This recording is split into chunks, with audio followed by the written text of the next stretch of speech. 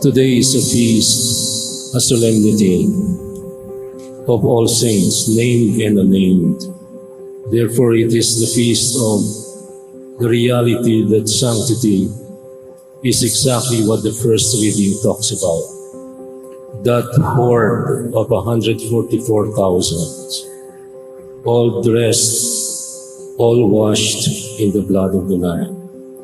You know that the Jews have certain numbers that they consider special numbers because they are numbers of perfection, 1, 3, 7, 12. And 144 is a multiple of 12. And 144,000 is not a literal 144,000, but an uncountable mass, a reality about what we are all called to. And this is not a horde. This is a community. Because in our faith, we confess communion of saints. We believe in the communion of saints. But let's get this, let's unpack this a little bit. You know that the gospel that we just read talked about crowds, oklos in the original. Crowds. When Jesus saw the crowds, he went up the mountain. And these crowds may be nameless, but they are real. Now I'd like to illustrate what I mean when I say that we are called to communion. And the communion of saints is a reality that should not be in heaven but here. If there is a communion of saints in heaven, then there must be also a communion of saints with a small letter S here on earth. Or else we don't mean what we say when we say, I believe in the communion of saints.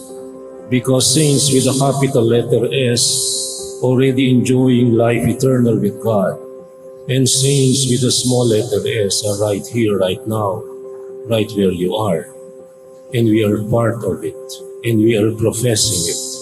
And we are proclaiming, not only proclaiming, but living that reality.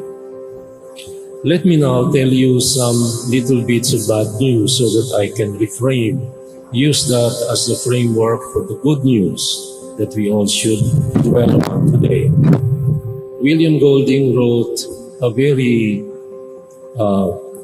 negative or pessimistic novel, I don't know what year. Those of you who studied that in college would know that the title of the novel that was turned into a movie is entitled Lord of the Flies. And according to William Golding, the story has to do with a group of boys who were stranded on an island. And when they were left to their own devices, and this is the theory, the thesis statement of Golding, when human beings are left to their own devices with no control from authorities, with no teaching from anybody else, they turn into anarchy. And so the boys of the Lord of the Flies became an anarchic group. They didn't follow any rules. And in fact, I don't remember now how many of them were killed or died. And when they were discovered, they were just living like savage animals. According to William Golding, and this is the philosophy shared by the likes of Thomas Hobbes, that British Thomas Hobbes, Homo homini lupus, man is wolf to fellow man. Now, there are those of us who might believe this. And there are those of us who might be convinced. And yet, if you proclaim and say every Sunday that you believe in the communion of saints, and beside that you say man is wolf to man, and you don't trust your neighbor, you don't trust your parents, you don't trust your children, you don't trust anybody, you don't trust the Pope, you don't trust your neighbors, then Homo homini lupus is true for you. But this is not what scriptures talk about. Yesterday I talked about the historian Rutger Bregman. And I told you the story about the bombing in Germany, the bombing in England. According to the principle of homo homini lupus, the best way to break the backbone of a particular nation is to make them suffer interminably. So bomb them every day. Bombardamento ataketo, I was talking about that. Carpet bombing. But you know what happened in England in 1940?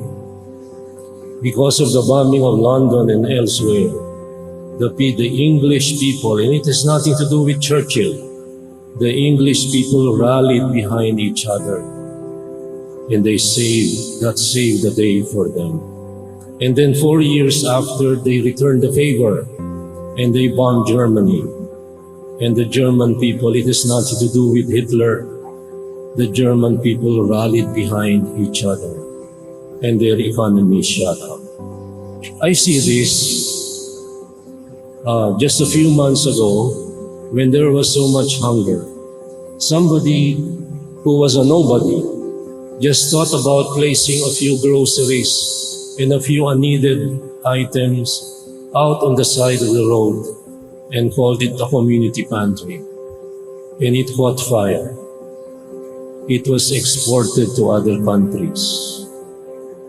The idea caught fire not only in the country but all over the world. And bloggers like, I forget names, but there are at least 3 international bloggers who featured this in their videos. And what is the reality we're painting right now? The 144,000 dressed in white and all washed in the blood of the Lamb is a reality. How else do you explain the likes of Saint Maximilian Kolbe, who in the midst of untold pain and suffering could come up and say, I'll take his place. Let me die in his place because he has a family, he has children. How else do you explain during 9/11 when the Twin Towers were just about to fall and thousands of them were, more than 13,000 of them, all going down the staircases?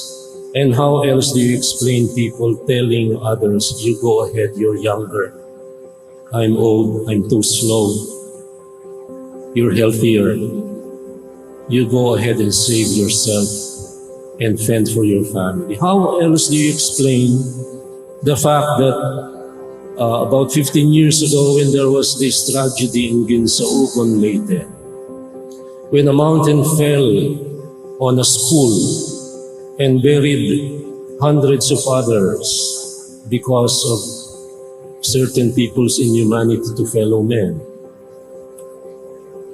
Kinalbo ang bundok.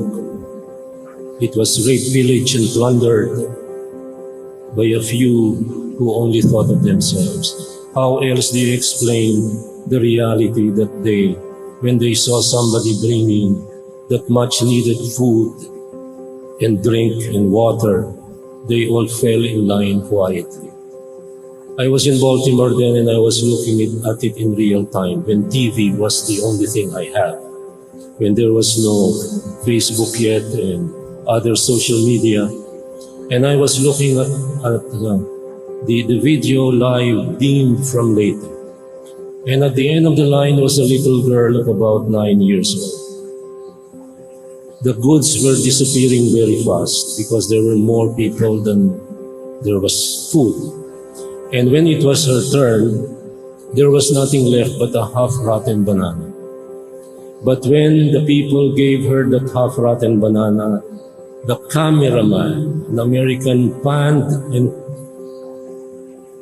put her face on close-up for the whole world to see. And when she received that forlorn banana, that smile on her face cannot be described. And then the cameraman followed her. After receiving the banana, she ran and scooped up her little brother and slowly divided the banana in two. And it meant heaven for the two of them. In other words, I am getting the clue from what we heard in Scripture today that blessedness is real. But you've got to be poor in spirit. Blessedness is real for those who mourn. And there are many who are mourning right now. Blessedness is real. This is happiness. Makariyoy. Ano ibig sabihin niya? Those who are happy with what they have. Those who feel they are still loved by God despite all. That blessedness is real for the meek.